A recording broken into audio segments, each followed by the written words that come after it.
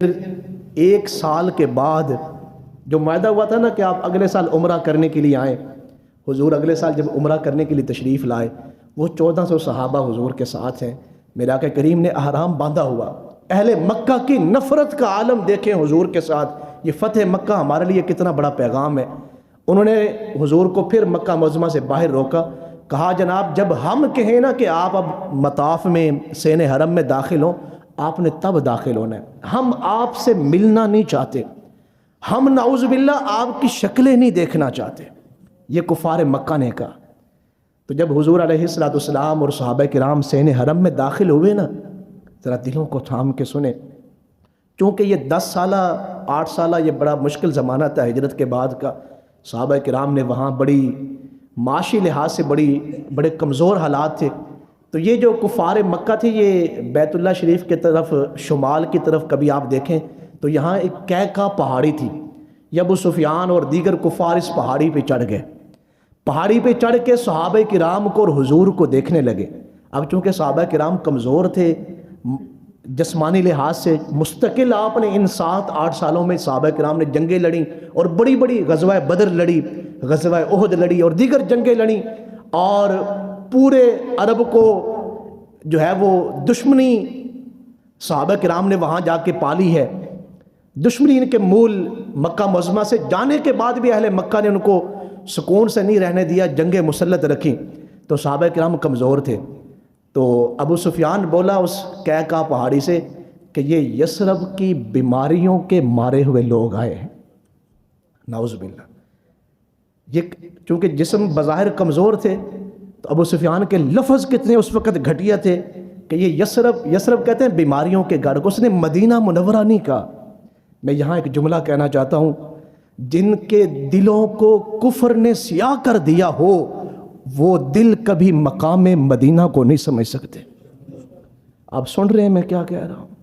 جن کے دل گناہوں سے سیاہ پڑ گئے ہوں یا کفر کی سیاہی ان کے دلوں پہ لگی ہوئی ہو، بھلا وہ کیا سمجھیں کہ مدینہ منورہ کا مقام کیا ہے۔ یہ بات تو ذہن میں رکھیں، جس دل میں نور ایمان کی شمعیں جل رہی ہیں وہ دل مدینہ منورہ کے لیے تڑپ رہے ہیں، اور جن دلوں میں مدینہ منورہ کی یاد نہیں وہ اس بات کو سمجھ لیں ان کے دلوں کو گناہوں نے سیاہ کر دیا ہے۔ یہ ابو سفیان کے لفظ کیا کہہ رہے ہیں کہ یہ یثرب کی بیماریوں کے مارے ہوئے لوگ آئے ہیں سین حرم میں۔ وہ کسی نے قتیل شفائی ایک بہت بڑا شاعر ہے، اس نے کہا لب سل گئے قتیل بس ایک التجا کے بعد، میں کسے جانتا ہوں شاہ انبیاء کے بعد، میں لایا ہوں ان کے در سے بھر بھر کے جھولیاں، آسودہ نظر ہوں میں ان کی عطا کے بعد، آسودہ نظر ہوں میں ان کی عطا کے بعد، قلب و نظر میرا دین تھے صحت ملی مجھے، قلب و نظر میرا دین تھے صحت ملی مجھے، اس شہر بے مثال کی آب و ہوا کے بعد، اس شہر بے مثال کی آب و ہوا کے بعد، اور کل کائنات کے لیے جب وہ طلوع ہوئے سب چاند ماند پڑ گئے ان کی ضیاء کے بعد، اور دنیا میں جتنے بھی لوگ ہیں احترام کے لائق میں سب کو مانتا ہوں مگر مصطفیٰ کے بعد۔ دنیا میں جتنے بھی لوگ ہیں احترام کے لائق میں سب کو مانتا ہوں مصطفیٰ کے بعد۔ آپ میں سے جو لوگ مدینہ منورہ میں دوسری مرتبہ حاضر ہوئے ہوں، پہلی مرتبہ چلے گئے، حضور نے پھر بلایا ہو ان کو، کبھی ان سے پوچھیاں یہ جو شعر کہا ہے نا قتیل شفائی نے، لایا ہوں بھر بھر کے میں ان کے در سے جھولیاں، آسودہ نظر ہوں میں ان کی عطا کے بعد۔ یہ وہ جانتے ہیں جو بار بار مدینہ منورہ گئے ہیں کہ حضور سخی کتنے ہیں، حضور کریم کتنے ہیں۔ در پہ غیروں کے زحمت نہ فرمائیے، بھیک لینے مدینے چلے جائیے، ارے کوئی دیتا ہے تو سامنے لائیے، کون دیتا ہے دینے کو منہ چاہیے، دینے والا ہے سچا ہمارا نبی۔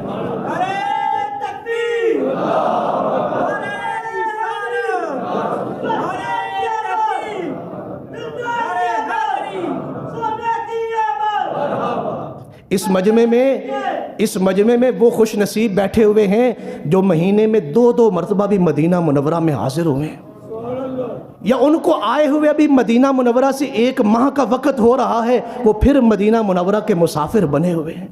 کوئی ان سے پوچھے کہ حضور کی عطاؤں کا عالم کیا ہے، کوئی ان سے پوچھے کہ حضور کی کریمی کا عالم کیا ہے، کوئی ان سے پوچھے کہ حضور کی سخاوت کے مقام کتنے ہیں اور حضور سخی کتنے ہیں۔ ابو سفیان نے جب یہ بات کہی نا کہ یہ یثرب کی بیماریوں کے مارے ہوئے لوگ آئے ہیں، تو یہ بات حضور نے سن لی، حضور تک پہنچ گئی۔ تو صحابہ کرام سے حضور نے فرمایا، صحابہ اگرچہ کعبۃ اللہ میں جھکنے کا حکم ہے کہ یہاں پہ بڑی بڑی اکڑی ہوئی گردنیں بھی آ کے جھک جاتی ہیں، لیکن آج جو آپ طواف کریں وہ اکڑ کے طواف کریں۔ ان کفار کو پتہ چلے یہ صرف صحت کے لحاظ سے مضبوط ہی نہیں بلکہ سب سے زیادہ قوت ایمان کے ساتھ آئے ہوئے لوگ ہیں، یہ دلوں میں مضبوط ایمان رکھتے ہیں۔